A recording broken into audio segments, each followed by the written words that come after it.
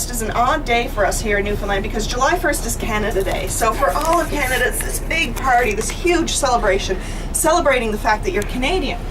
But in Newfoundland, it's also Memorial Day. On July 1st, 1916, at the Battle of the Somme, 801 Newfoundlanders went into the fields at Beaumont Hamel.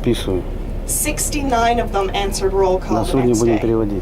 Newfoundland in World War I suffered the highest percentage of losses for any country in that war. So in the morning on July 1st, we have our memorial ceremonies. People gather around the war memorial and they remember the fallen from World War I and World War II.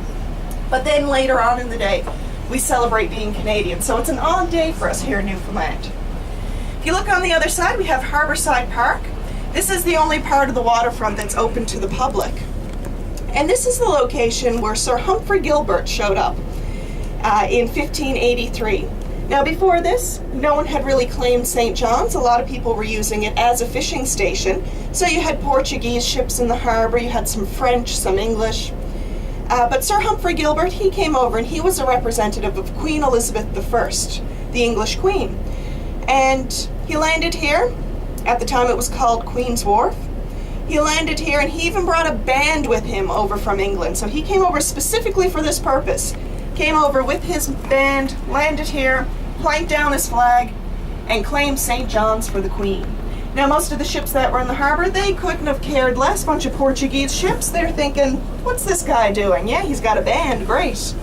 But then because he claimed St. John's for the Queen, he could start charging them all taxes. Okay, we can head on.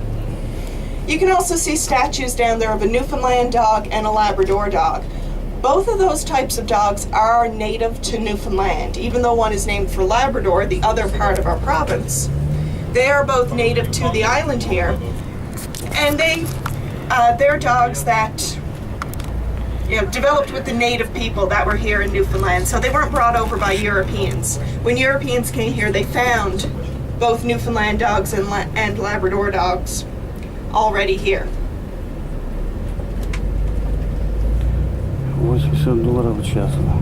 Now I know you guys are probably used to harsh winters. We do get pretty harsh winters ourselves here. These large covered things that we're seeing just in front of us, they're actually salt. A lot of places in Canada, when it snows and when there's ice on the roads, they'll put sand down and put small rocks down. But here in Newfoundland, because it gets hot, or it gets warm and gets cold, and you get this constant freeze-thaw, we actually have to use salt. So these big containers here, this is just some of what we'll use over the winter. They usually have to bring more in over the winter. And that's just so that we can keep the roads nice and clear and have as few accidents as possible. But it's also why you don't see old cars in Newfoundland. If we're putting salt on the roads, it kind of eats out the underside of the cars. So you don't see very many old cars, especially not in the wintertime. Anyone who has a car that they want to protect from the salt, you just don't drive it once the snow starts to fall. And snow can start falling here. Oh wow, snow can start falling here anytime between, well now, and usually ends somewhere around May. It's actually wonderfully warm today, so. Yes.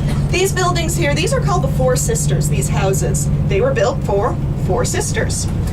But getting back to the winter, those houses actually have a tunnel built under them so that the Four Sisters could stop and visit each other whenever they wanted without having to get out and shovel and try and get through the snow and the poor weather. So they could easily just pass between the houses to meet each other. Now we're heading up Signal Hill. Signal Hill is a National Historic Site of Canada, and one reason why it's significant is for its communications history. Have you guys heard of Marconi? His wireless signal, yeah?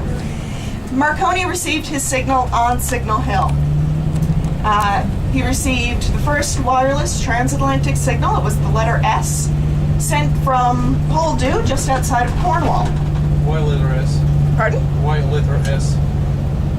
Oh, the letter S because it's so even. The 3 dots for the letter S. Those 3 dots, that being repeated, wouldn't be picked up, wouldn't be mistaken for just static. So hearing those 3 letters those 3 dots at the precise time they knew that it was actually the signal and not just static.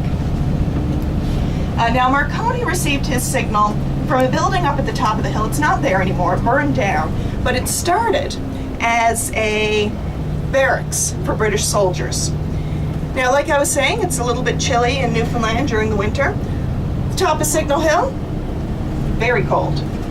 Also very windy.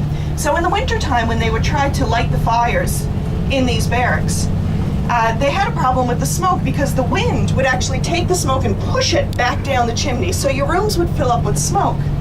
You couldn't open a window to let the smoke out because it was too cold. So it was this constant smoke in the rooms, or if there wasn't smoke in the rooms, it was cold in the rooms. So it was deemed, the building itself was deemed unfit for human habitation.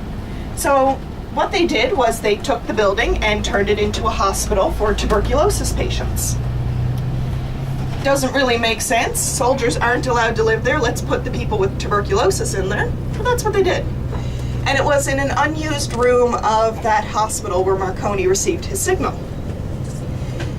But Signal Hill does not get its name from Marconi. It actually gets its name from flag signaling. When you came in through the harbor, well, when you were approaching St. John's, you probably noticed it's a little difficult to see St. John's itself from the ocean. And it was no different in the past. So merchants down in the harbor, they could never know when their ships were coming in. It's a nice protected harbor, fantastic for defending St. John's, horrible for the merchants. So they would either have to wait until their ships came into the Narrows, then they could scramble and get their docks ready, or what they decided to do instead of that was they gave all of their ships a flag representing their company. The same flag was given to a building up on Signal Hill, like Cabot Tower, and those flags would be used to signal when the ships were approaching St. John's. So from Cabot Tower, you can see out into the ocean. As a ship was approaching, it would raise its flag. They'd raise the same one up on Cabot Tower. And then down in the harbor, they'd know that the ship was coming in. They could get their docks ready and have all their goods ready to get on market as quick as possible.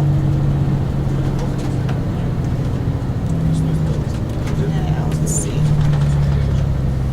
Now, it is a couple of minutes until 2 o'clock. We can get out here on Signal Hill. Cabot Tower is open. There's a gift shop on the first floor. The second floor has a Marconi exhibit. The tower, it's too windy, so you can't actually get up on the outside of the tower, but there are the first 2 floors. If not, you can wander around Signal Hill. A beautiful view of the city from the other side. And the bus will be here waiting. If you could all be back on the bus in 25 minutes, would be greatly appreciated. So 25 after 2, you can be back on the bus. And I'll be wandering around if you have any questions. Okay.